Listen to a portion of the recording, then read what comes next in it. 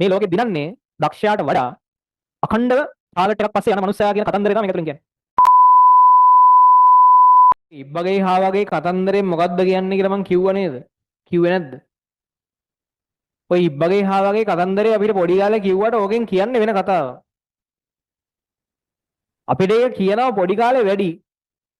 ඒකෙන් කියන්නේ මේ ලෝකෙ දිනන්නේ දක්ෂයාට වඩා අඛණ්ඩව ටාගට් එකක් පස්සේ යන මනුස්සයා කියන කතන්දරේ තමයි මේක ඇතුලෙන් කියන්නේ. මේ ලෝකේ දක්ෂයෝ ඉන්න පුළුවන් ගොඩක්. ඒ වුණාට ඒ දක්ෂයාට කන්සිස්ටන්සි නැත්නම් අඛණ්ඩතාවයේ ඩිසිප්ලින් එකක් නැත්තම් දක්ෂයා පරදිනවා. අඛණ්ඩතාවයක් තියෙන එච්චරම දක්ෂ නැති එකා දිනනවා කියන්න තමයි මේ කතන්දරේ තියෙන්නේ. එක පට්ට ඇත්ත ඒක ගොඩක් පසුකාලීනව ගොඩක් ඔය ප්‍රසිද්ධ චරිත ඔය වරන් බෆට් වගේ කට්ටිය කියලා තියෙනවා. දැන් මේකේ ඇවිල්ලා අනිවාර්යයෙන්ම දුවන ගේම් එකේ වැඩ හාවා.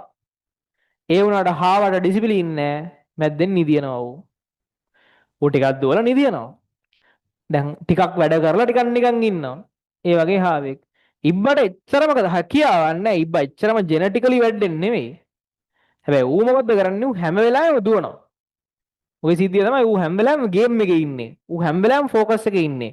ඌ මුලදී දකිනවා හාව ඌව කඩාගෙන දුව පාස් කරගෙන දුවනවා. එනකොට ඌ නිකන් මොටිවේෂන් එක නැති කරගන්න ඌ අකණ්ඩව දුවනවා.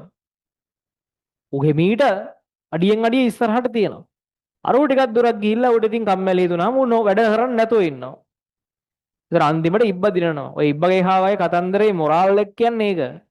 අපිට අර පොඩි කාලේ හිතෙනවා නිකන් ඉබ්බෙකුයි හාවෙකුයි දුවනවා කියලා අපිට එහෙම හිතෙනවා.